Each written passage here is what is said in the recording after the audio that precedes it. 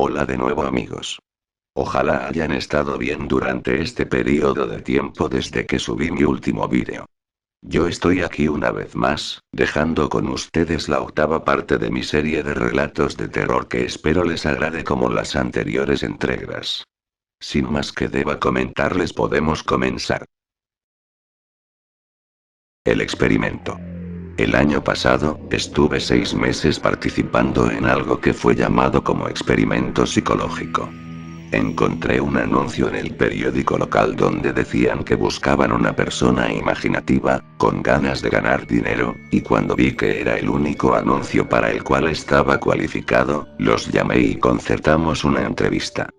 Me dijeron que todo lo que tenía que hacer es estar en una habitación, solo, con sensores en la cabeza para leer mi actividad cerebral, y mientras yo estaba allí, tenía que visualizar un doble de mí. Lo llamaron mi tulpa. Eso parecía demasiado fácil, y yo acepté cuando me dijeron cuánto me iban a pagar. El siguiente día, volví. Ellos me dejaron en una simple habitación con una cama, y me pusieron los sensores en la cabeza, y los conectaron a una caja pequeña negra en la mesa de al lado. Me hablaron durante el proceso de visualización de mi doble, y me explicaron que si estaba aburrido o inquieto, en lugar de moverme, tendría que visualizar mi doble, o intentar interactuar con él, y así sucesivamente. La idea es estar con él todo el tiempo que esté en la habitación. Pero tuve unos problemas los primeros días. Estaba más controlado que cualquier sueño despierto que hubiera tenido antes. Me imaginé a mi doble unos minutos, y creció la distracción. En el cuarto día, como sea, pude hacer que estuviera presente las 6 horas enteras. Me dijeron que lo estaba haciendo muy bien. La segunda semana, me dejaron en una habitación diferente con altavoces en las paredes. Me dijeron que querían ver si podía hacer aparecer al tulpa en un ambiente con distracciones. La música era discordante, desagradable, perturbadora, e hizo que el proceso fuera un poco más difícil, pero, sin embargo, me las arreglé. La siguiente semana pusieron música aún más inquietante, con gritos, y voces guturales hablaban en alguna lengua extranjera. Me reí de eso, yo ya era un profesional para entonces. Después de un mes, empecé a aburrirme. Para animar el ambiente empecé a hablar con mi doble. Teníamos conversaciones, jugábamos a piedra, papel, tijera. Me lo imaginaba bailando breakdance o haciendo malabares, o lo que sea que captara mi atención. Pregunté a los investigadores si mi estupidez afectaría negativamente al estudio, pero ellos me dieron coraje para seguir. Por tanto, jugamos y nos comunicamos, y fue divertido por un tiempo y después se volvió un poco raro. Le hablé sobre mi primer día y me corrigió. Yo dije que ese día llevaba una camiseta amarilla, y él me dijo que era verde. Lo pensé un momento y estaba en lo cierto. Me asustó, y hablé de ello con los investigadores. Estás usando una forma de acceder con tu subconsciente, explicaron. Tú sabes en un nivel que te equivocas, y tu subconsciente te corrige. Lo que había sido espeluznante, de repente molaba. Estaba hablando con mi subconsciente. Me costó un poco, pero descubrí que puedo preguntarle cosas a mi tulpa y acceder a partes de mis recuerdos. Podía recordar páginas enteras de libros que había leído, o cosas que había aprendido e inmediatamente olvidado en el instituto. Estaba bien. Eso fue el tiempo en el que empecé a llamar a mi doble una vez fuera del centro. No mucho, al principio, pero estaba tan acostumbrado a imaginarlo que ya se me hacía raro no verlo. Cuando estaba aburrido, veía a mi doble. A veces empezaba a hacerlo todo el rato. Con el tiempo se volvió como un amigo invisible. Me lo imaginé cuando salía con mis amigos y visitaba a mi madre. A veces hasta en una cita. No necesitaba hablar en voz alta, yo era capaz de tener conversaciones con él sin tener que ser escuchado por nadie. Sé que puede sonar raro, pero fue divertido. No solo sabía todo lo que había olvidado, sino que parecía que estaba en contacto conmigo. Usaba un lenguaje corporal del cual no me había percatado. Por ejemplo, se reía mucho de mis bromas, y se acercaba a mí cuando hablaba. Y otras cosas que he notado. La cita estuvo bien. Para entonces, había estado en el centro de investigación unos 4 meses, y él estuvo conmigo constantemente. Los investigadores se me acercaron y me preguntaron si había dejado de verlo. Lo negué y parecieron satisfechos. Silenciosamente le pregunté a mi doble si él sabía lo que los había llevado a preguntarme eso, y se encogió de hombros. Yo también. Me alejé un poco del mundo. Yo estaba empezando a tener problemas para relacionarme con la gente. Me parecía que estaban confundidos e inseguros porque había una manifestación de mí mismo por ahí. Mi vida social era mala. No entendía las reacciones de la gente. ¿Por qué algunas cosas les hacía volver locos y otros les hacía reír? No sé la razón ni pero la hay, e intentaré obtener la respuesta. Un amigo se enfrentó contra mí una tarde. Llamó a la puerta hasta que contesté y se acercó a mí violentamente. No has contestado mis llamadas en semanas, imbécil. Gritó. ¿Cuál es tu puto problema? Iba a disculparme, y le iba a invitar a tomar algo aquella noche, pero mi tulpa de repente dijo furioso. Pégale. Y después de eso le hice caso, lo hice. Oí como le rompí la nariz. Él cayó al suelo y se levantó, balanceándose, y nos golpeamos mutuamente en mi apartamento. Estaba más furioso que nunca, y no me gustó demasiado la situación. Lo tiré al suelo y le di 2 patadas salvajemente en las costillas, y ahí fue cuando él cayó aturdido, encorvado y sollozando. La policía llegó varios minutos después, y yo les conté que fue mi amigo el que me había inducido a pegarle, y no me culpaba. Me dejaron ir bajo una advertencia. Mi tulpa sonreía todo el rato. Pasamos la noche hablando de mi victoria y de lo mal que me sentía al haber pegado a mi amigo. No fue hasta la mañana siguiente, cuando estaba mirando mi moretón del ojo y mi labio partido, que recordé lo que pasó anoche.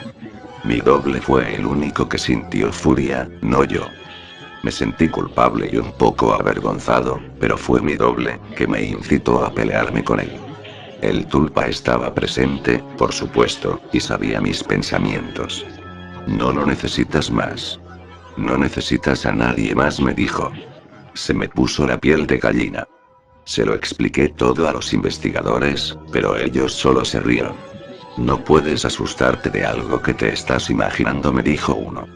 Mi doble estaba a mi lado, asintió con la cabeza y después me sonrió.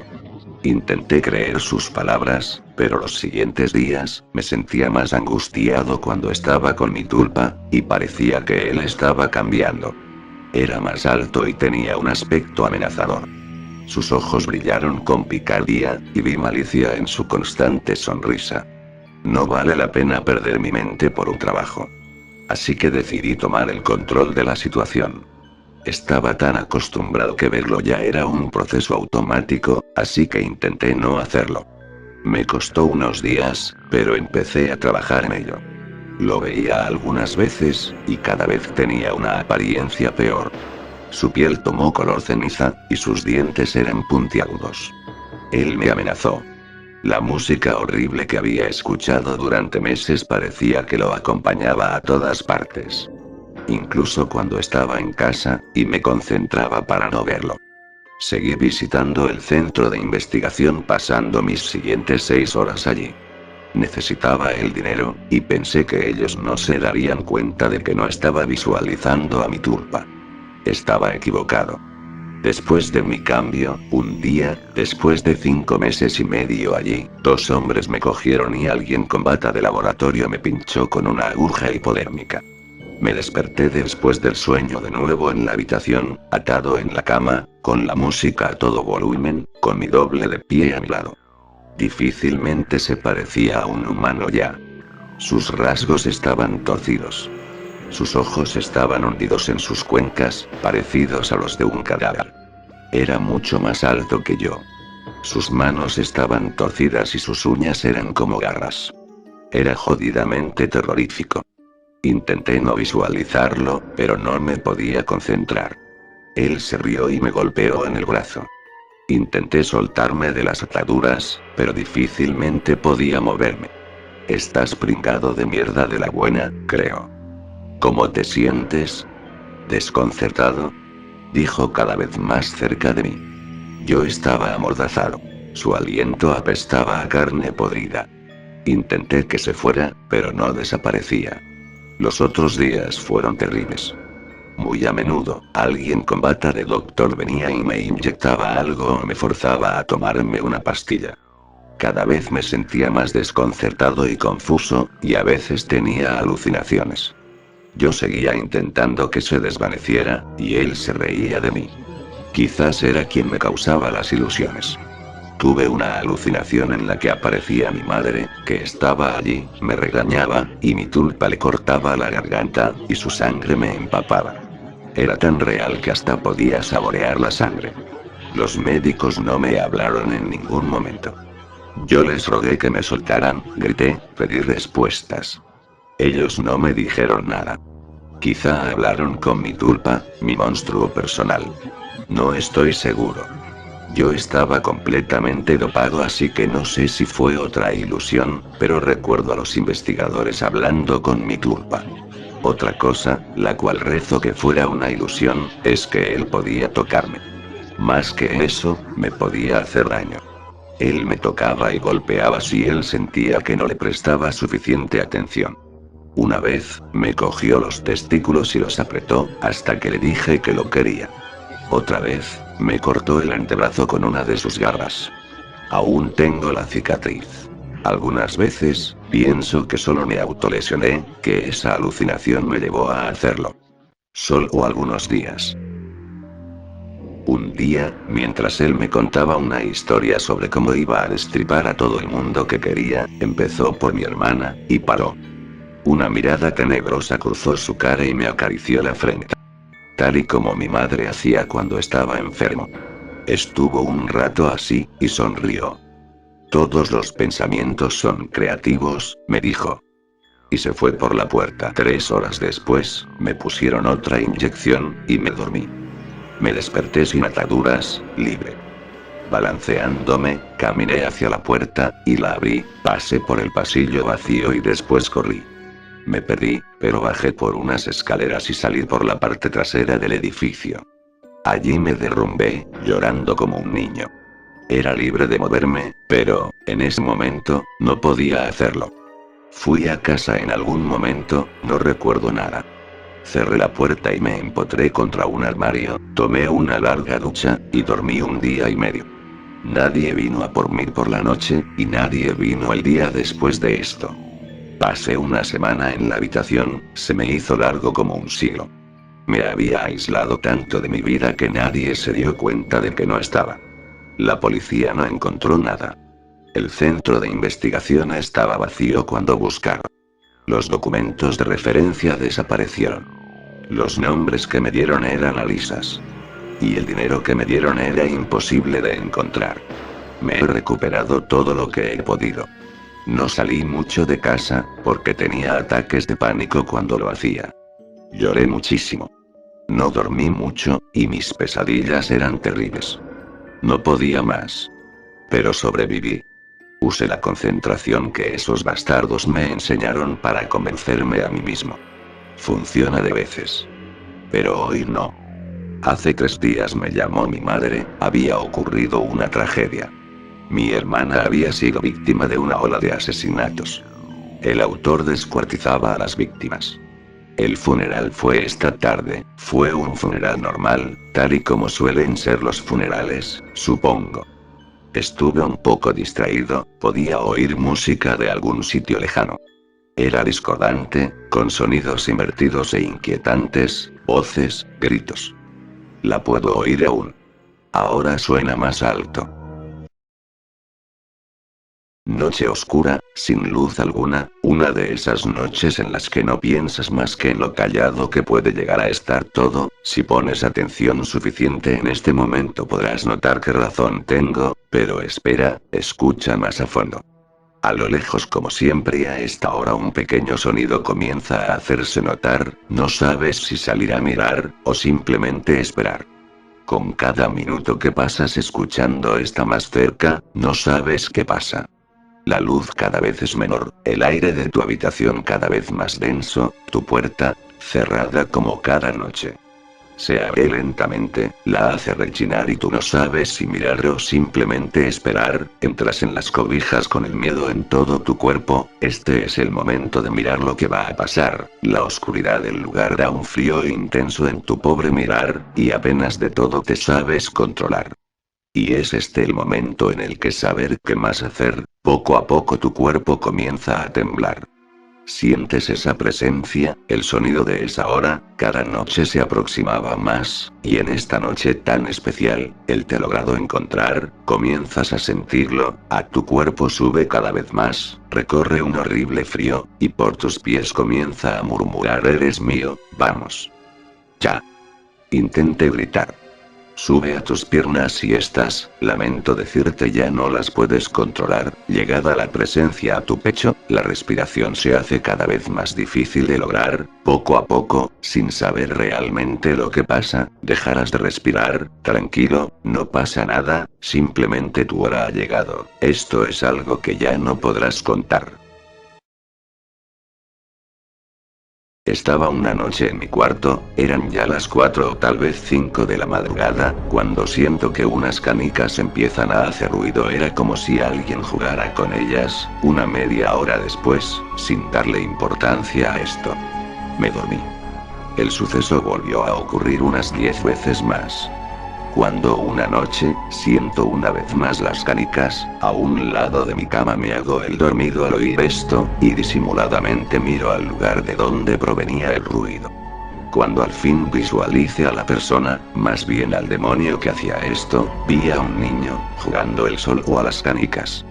Al verlo me dijo, ¿quieres jugar conmigo? A lo que yo respondí haciéndome el dormido. Ese niño me volvió a hablar, esta vez diciendo, con una voz dulce como la miel. Sé que estás despierto, y me enojaré si no juegas conmigo.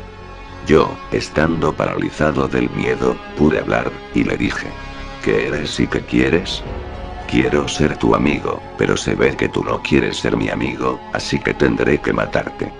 Soy solo un niño, me dijo. Le dije que jugaría con él, con la condición de que después de terminar, me dejaría en paz para siempre, y accedió. Agarré una canica y empecé a jugar con él. Apenas tiré la canica, se paró, y me dijo, ya no con esa voz dulce, sino con una voz profunda y macabra, como la de un demonio. Me cansé de ti. Yo sin entender, y muerto de miedo, pude alcanzar a decirle. ¿De mí? ¿Por qué?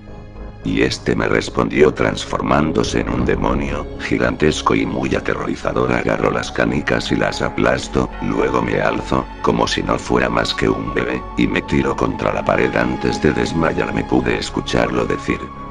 La próxima vez te mataré, a ti y todo el que le cuentes esta historia, no es broma. Luego desperté, en mi cama, sin ninguna herida, como si nada de lo sucedido hubiese pasado. Algunas noches puedo oír las canicas en el techo de mi habitación. Y una dulce voz que me dice, si abres los ojos te mataré, si abres los ojos te mataré, y así una vez tras otra, y de vez en cuando, siento esa misma susurrándome al oído. ¿Estás despierto? Juguemos.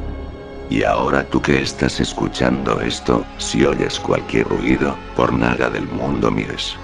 O vivirás la experiencia que yo he vivido y me ha torturado incesantemente cada noche, y que ahora, después de haberte contado esto, será lo último que haré. El gato negro. No espero ni pido que alguien crea en el extraño aunque simple relato que me dispongo a escribir. Loco estaría si lo esperara, cuando mis sentidos rechazan su propia evidencia. Pero no estoy loco y sé muy bien que esto no es un sueño. Mañana voy a morir y quisiera aliviar hoy mi alma. Mi propósito inmediato consiste en poner de manifiesto, simple, sucintamente y sin comentarios, una serie de episodios domésticos. Las consecuencias de esos episodios me han aterrorizado, me han torturado y, por fin, me han destruido. Pero no intentaré explicarlos. Si para mí han sido horribles, para otros resultarán menos espantosos que barrocos. Más adelante, tal vez, aparecerá alguien cuya inteligencia reduzca mis fantasmas a lugares comunes. Una inteligencia más serena, más lógica y mucho menos excitable que la mía, capaz de ver en las circunstancias que temerosamente describiré, una vulgar sucesión de causas y efectos naturales. Desde la infancia me destaqué por la docilidad y bondad de mi carácter. La ternura que abrigaba mi corazón era tan grande que llegaba a convertirme en objeto de burla para mis compañeros. Me gustaban especialmente los animales, y mis padres me permitían tener una gran variedad. Pasaba a su lado la mayor parte del tiempo, y jamás me sentía más feliz que cuando les daba de comer y los acariciaba. Este rasgo de mi carácter creció conmigo y, cuando llegué a la virilidad, se convirtió en una de mis principales fuentes de placer. Aquellos que alguna vez han experimentado cariño hacia un perro fiel y sagaz no necesitan que me moleste en explicarles la naturaleza o la intensidad de la retribución que recibía. Hay algo en el generoso y abnegado amor de un animal que llega directamente al corazón de aquel que con frecuencia ha probado la falsa amistad y la frágil fidelidad del hombre. Me casé joven y tuve la alegría de que mi esposa compartiera mis preferencias. Al observar mi gusto por los animales domésticos, no perdía oportunidad de procurarme los más agradables de entre ellos. Teníamos pájaros, peces de colores, un hermoso perro, conejos, un monito y un gato. Este último era un animal de notable tamaño y hermosura, completamente negro y de una sagacidad asombrosa. Al referirse a su inteligencia, mi mujer, que en el fondo era no poco supersticiosa, aludía con frecuencia a la antigua creencia popular de que todos los gatos negros son brujas metamorfoseadas. No quiero decir que lo creyera seriamente, y solo menciono la cosa porque acabo de recordarla. Plutón, tal era el nombre del gato, se había convertido en mi favorito y mi camarada. Solo yo le daba de comer y él me seguía por todas partes en casa. Me costaba mucho impedir que anduviera tras de mí en la calle. Nuestra amistad duró así varios años, en el curso de los cuales, enrojezco al confesarlo, mi temperamento y mi carácter se alteraron radicalmente por culpa del demonio. Intemperancia. Día a día me fui volviendo más melancólico, irritable e indiferente hacia los sentimientos ajenos.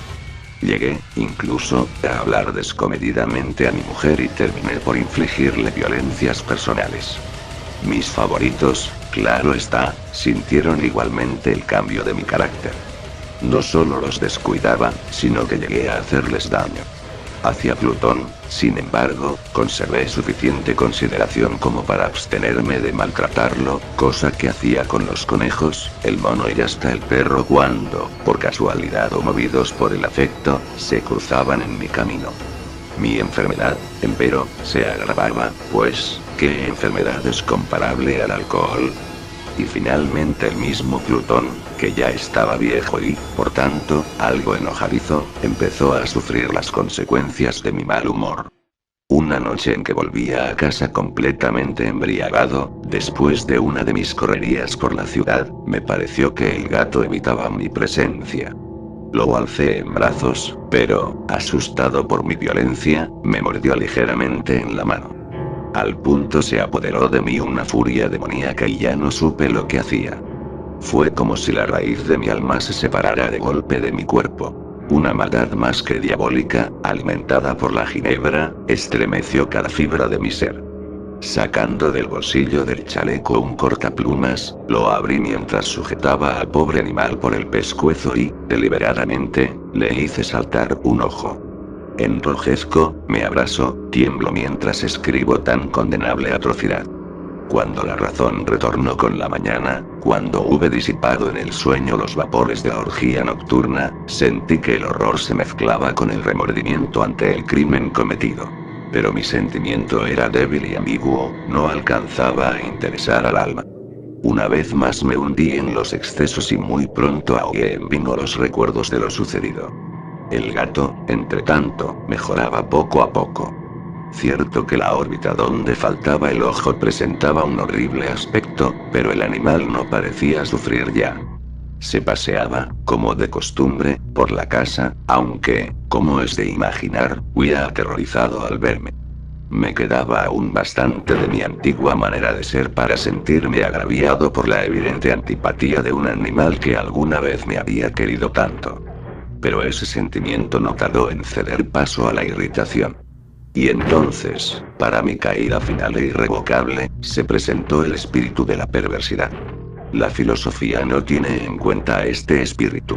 Y, sin embargo, tan seguro estoy de que mi alma existe como de que la perversidad es uno de los impulsos primordiales del corazón humano, una de las facultades primarias indivisibles, uno de esos sentimientos que dirigen el carácter del hombre.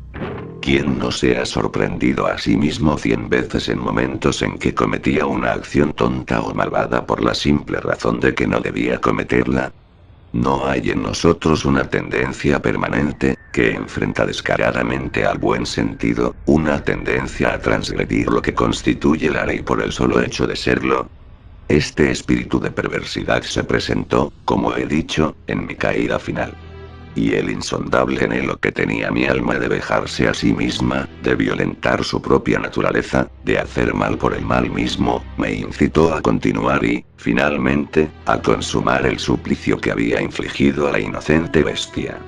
Una mañana, obrando a sangre fría, le pasé un lazo por el pescuezo y lo ahorqué en la rama de un árbol. Lo ahorqué mientras las lágrimas manaban de mis ojos y el más amargo remordimiento me apretaba el corazón. Lo ahorqué porque recordaba que me había querido y porque estaba seguro de que no me había dado motivo para matarlo. Lo ahorqué porque sabía que, al hacerlo, cometía un pecado mortal que comprometería mi alma hasta llevarla, si ello fuera posible, más allá del alcance de la infinita misericordia del Dios más misericordioso y más terrible. La noche de aquel mismo día en que cometí tan cruel acción me despertaron gritos de incendio. Las cortinas de mi cama eran una llama viva y toda la casa estaba ardiendo. Con gran dificultad pudimos escapar de la conflagración mi mujer, un sirviente y yo. Todo quedó destruido. Mis bienes terrenales se perdieron y desde ese momento tuve que resignarme a la desesperanza. No incurriré en la debilidad de establecer una relación de causa y efecto entre el desastre y mi criminal acción. Pero estoy detallando una cadena de hechos y no quiero dejar ningún eslabón incompleto. Al día siguiente del incendio acudí a visitar las ruinas. Salvo una, las paredes se habían desplomado. La que quedaba en pie era un tabique divisorio de poco espesor, situado en el centro de la casa, y contra el cual se apoyaba antes la cabecera de mi lecho. El enlucido había quedado a salvo de la acción del fuego, cosa que atribuía a su reciente aplicación. Una densa muchedumbre habíase reunido frente a la pared y varias personas parecían examinar parte de la misma con gran atención y detalle. Las palabras extraño, curioso y otras similares excitaron mi curiosidad. Al aproximarme vi que en la blanca superficie, grabada como un bajorrelieve, aparecía la imagen de un gigantesco gato. El contorno tenía una nitidez verdaderamente maravillosa. Había una soga alrededor del pescuezo del animal. Al descubrir esta aparición, ya que no podía considerarla otra cosa, me sentí dominado por el asombro y el terror. Pero la reflexión vino luego en mi ayuda. Recordé que había ahorcado al gato en un jardín contiguo a la casa. Al producirse la alarma del incendio, la multitud había invadido inmediatamente el jardín. Alguien debió de cortar la soga y tirar al gato en mi habitación por la ventana abierta. Sin duda, habían tratado de despertarme en esa fiel. Probablemente la caída de las paredes comprimió a la víctima de mi crueldad contra el enlucido recién aplicado, cuya cal, junto con la acción de las llamas y el amoníaco del cadáver, produjo la imagen que acababa de ver.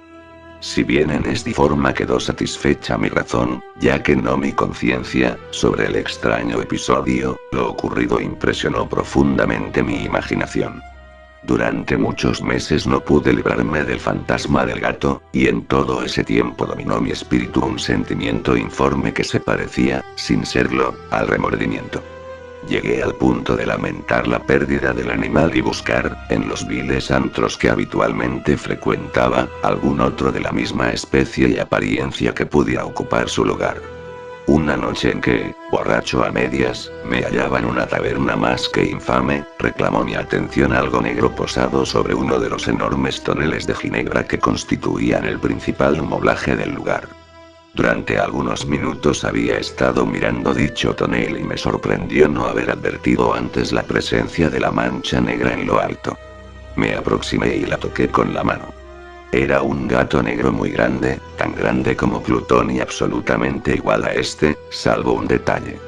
Plutón no tenía el menor pelo blanco en el cuerpo, mientras este gato mostraba una vasta aunque indefinida mancha blanca que le cubría casi todo el pecho. Al sentirse acariciado se enderezó prontamente, ronroneando con fuerza, se frotó contra mi mano y pareció encantado de mis atenciones. Acababa, pues, de encontrar el animal que precisamente andaba buscando. De inmediato, propuse su compra al tabernero, pero me contestó que el animal no era suyo y que jamás lo había visto antes ni sabía nada de él. Continué acariciando al gato y, cuando me disponía a volver a casa, el animal pareció dispuesto a acompañarme. Le permití que lo hiciera, deteniéndome una y otra vez para inclinarme y acariciarlo. Cuando estuvo en casa, se acostumbró a ella de inmediato y se convirtió en el gran favorito de mi mujer. Por mi parte, pronto sentí nacer en mí una antipatía hacia aquel animal. Era exactamente lo contrario de lo que había anticipado, pero, sin que pueda decir cómo ni por qué, su marcado cariño por mí me disgustaba y me fatigaba. Gradualmente, el sentimiento de disgusto y fatiga creció hasta alcanzar la amargura del odio. Evitaba encontrarme con el animal. Un resto de vergüenza y el recuerdo de mi crueldad de antaño me vedaban maltratarlo. Durante algunas semanas me abstuve de pegarle o de hacerlo víctima de cualquier violencia. Pero gradualmente, muy gradualmente, llegué a mirarlo con inexpresable odio y a huir en silencio de su detestable presencia, como si fuera una emanación de la peste. Lo que, sin duda, contribuyó a aumentar mi odio fue descubrir, a la mañana siguiente de haberlo traído a casa, que aquel gato, igual que Plutón, era tuerto. Esta circunstancia fue precisamente la que lo hizo más grato a mi mujer, quien, como ya dije, poseía en alto grado esos sentimientos humanitarios que alguna vez habían sido mi rasgo distintivo y la fuente de mis placeres más simples y más puros. El cariño del gato por mí parecía aumentar en el mismo grado que mi aversión. Seguía mis pasos con una pertinencia que me costaría hacer entender al lector. Donde quiera que me sentara venía a ovillarse bajo mi silla o saltaba a mis rodillas, prodigándome sus odiosas caricias. Si echaba a caminar, se metía entre mis pies, amenazando con hacerme caer, o bien clavaba sus largas y afiladas uñas en mis ropas, para poder trepar hasta mi pecho. En esos momentos, aunque ansiaba aniquilarlo de un solo golpe, me sentía paralizado por el recuerdo de mi primer crimen, pero sobre todo, quiero confesarlo ahora mismo, por un espantoso temor al animal. Aquel temor no era precisamente miedo de un mal físico y, sin embargo, me sería imposible definirlo de otra manera. Me siento casi avergonzado de reconocer, sí, aún en esta celda de criminales me siento casi avergonzado de reconocer que el terror, el espanto que aquel animal me inspiraba, era intensificado por una de las más insensatas quimeras que sería dado concebir. Más de una vez mi mujer me había llamado la atención sobre la forma de la mancha blanca de la cual ya he hablado, y que constituía la única diferencia entre el extraño animal y el que yo había matado. El lector recordará que esta mancha, aunque grande, me había parecido al principio de forma indefinida. Pero gradualmente, de manera tan imperceptible que mi razón luchó durante largo tiempo por rechazarla como fantástica, la mancha fue asumiendo un contorno de rigurosa precisión. Representaba ahora algo que me estremezco al nombrar, y por ello odiaba, temía y hubiera querido librarme del monstruo si hubiese sido capaz de atreverme. Representaba, digo, la imagen de una cosa atroz, siniestra, la imagen del patíbulo. Oh lúgubre y terrible máquina del horror y del crimen, de la agonía y de la muerte. Me sentí entonces más miserable que todas las miserias humanas. Pensar que una bestia, cuyo semejante había yo destruido desdeñosamente, una bestia era capaz de producir tan insoportable angustia en un hombre creado a imagen y semejanza de Dios. Ay, ni de día ni de noche pude ya gozar de la bendición del reposo. De día, aquella criatura no me dejaba un instante solo. De noche, despertaba hora a hora de los más horrorosos sueños, para sentir el ardiente aliento de la cosa en mi rostro y su terrible peso, pesadilla encarnada de la que no me era posible desprenderme, apoyado eternamente sobre mi corazón. Bajo el agobio de tormentos semejantes, sucumbió en mí lo poco que me quedaba de bueno. Solo los malos pensamientos disfrutaban ya de mi intimidad. Los más tenebrosos, los más perversos pensamientos. La melancolía habitual de mi humor creció hasta convertirse en aborrecimiento de todo lo que me rodeaba y de la entera humanidad. Y mi pobre mujer, que de nada se quejaba, llegó a ser la habitual y paciente víctima de los repentinos y frecuentes arrebatos de ciega cólera a que me abandonaba. Cierto día, para cumplir una tarea doméstica, me acompañó al sótano de la vieja casa donde nuestra pobreza nos obligaba a vivir. El gato me siguió mientras bajaba la empinada escalera y estuvo a punto de tirarme cabeza abajo, lo cual me exasperó hasta la locura. Alzando un hacha y olvidando en mi rabia los pueriles temores que hasta entonces habían detenido mi mano, descargué un golpe que hubiera matado instantáneamente al animal de haberlo alcanzado. Pero la mano de mi mujer detuvo su trayectoria.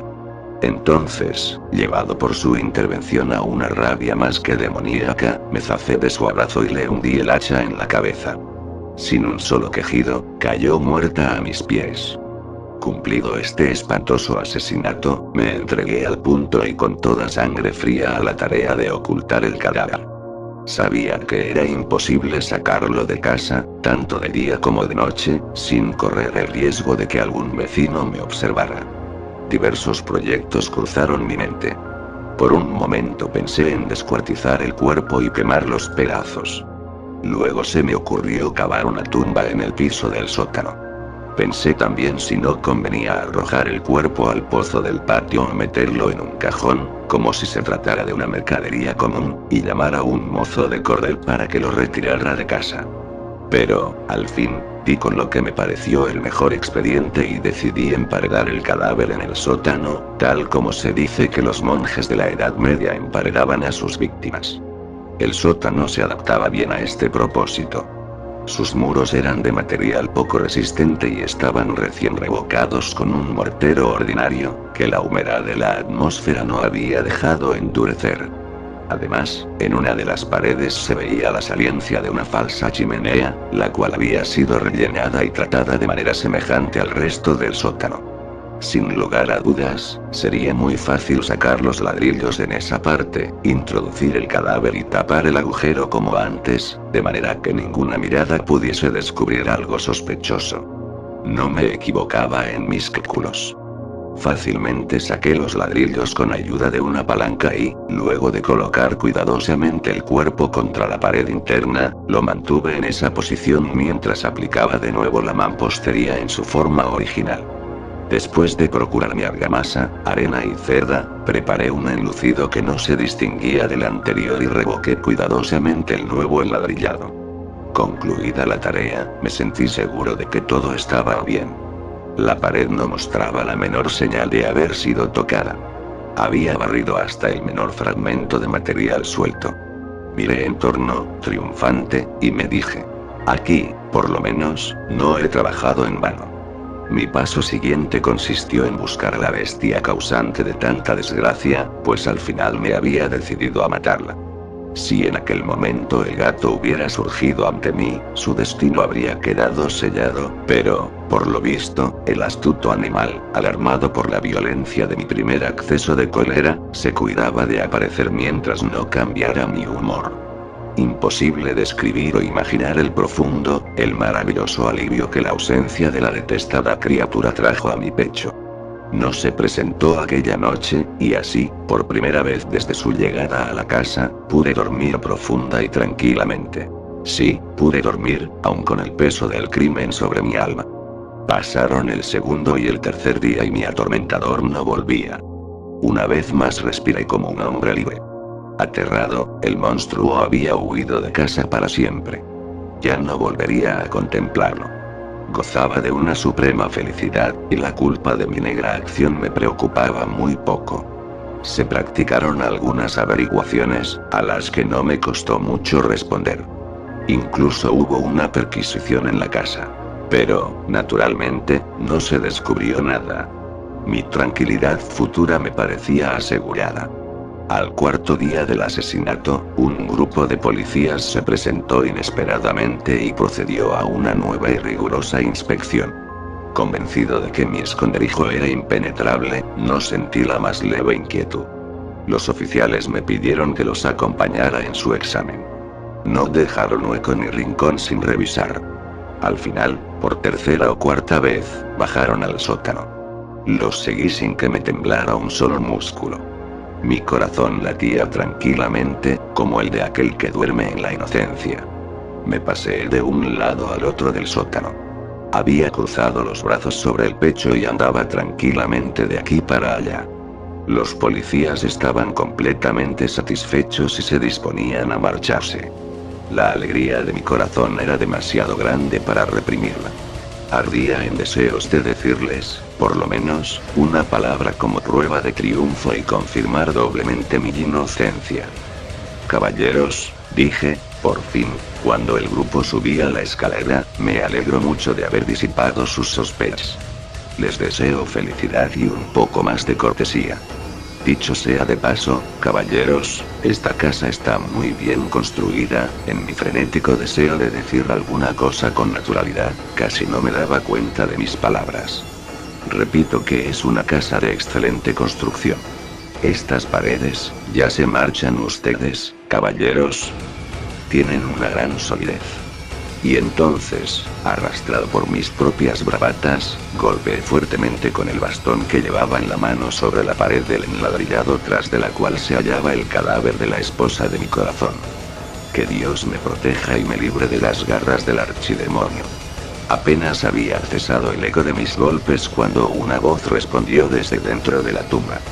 Un quejido, sordo y entrecortado al comienzo, semejante al sollozar de un niño, que luego creció rápidamente hasta convertirse en un largo, agudo y continuo alarido, anormal, como inhumano, un aullido, un clamor de lamentación, mitad de horror, mitad de triunfo, como solo puede haber brotado en el infierno de la garganta de los condenados en su agonía y de los demonios exultantes en la condenación. Hablar de lo que pensé en ese momento sería locura. Presa de vértigo, fui tambaleándome hasta la pared opuesta. Por un instante el grupo de hombres en la escalera quedó paralizado por el terror.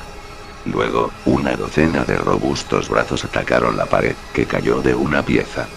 El cadáver, ya muy corrompido y manchado de sangre coagulada, apareció de pie ante los ojos de los espectadores. Sobre su cabeza, con la roja boca abierta y el único ojo como de fuego, estaba agazapada la horrible bestia cuya astucia me había inducido al asesinato y cuya voz delatadora me entregaba al verdugo. Había emparedado al monstruo en la tumba. Muy bien amigos, esto ha sido todo por ahora. Y de antemano agradezco su paciencia. Al yo tardar algo de tiempo en hacer estos vídeos creí que perdería suscriptores, pero me satisface ver que el número va en aumento. Quiero agradecerles por seguirme en esta saga de vídeos, y que sin duda seguiré subiendo más. Nos vemos hasta la próxima.